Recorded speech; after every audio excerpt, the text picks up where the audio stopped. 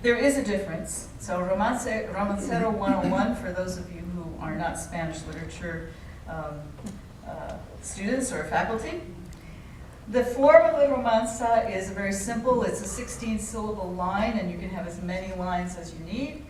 And it's divided into two separate parts with a pause in the middle. And each of those parts is called hemistichs, is 8 syllables. But the most important thing is, oh, and it has an assonant rhyme. So you can see here, it's not the consonants that rhyme at the end of the line, but it's the vowels. So plata, plata, llamaba. So it's not an exact rhyme, but it's called an assonant rhyme. But I have to warn you that a lot of the ballads, people mix them up and they don't really stick to the rhyme scheme. Okay. The most important thing about the romansa is that it tells a dramatic story.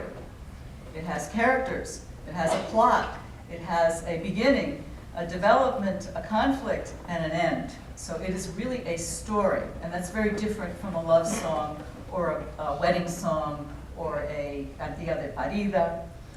And so what I'd like to now, let's hope this one works, is have you hear Mrs. Leah Israel Sadis from Rhodes singing a piece of the ballad Del Gazina, which is a very popular ballad all throughout the Spanish-speaking world.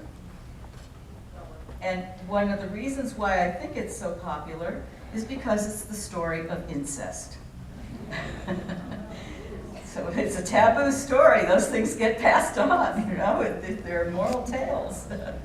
So, where's my cursor?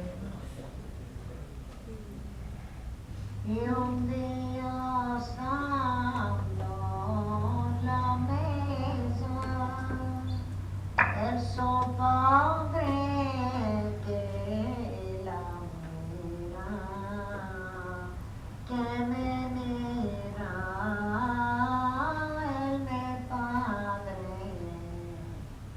que me mira, que a mi mata. Yo te miro la delgacina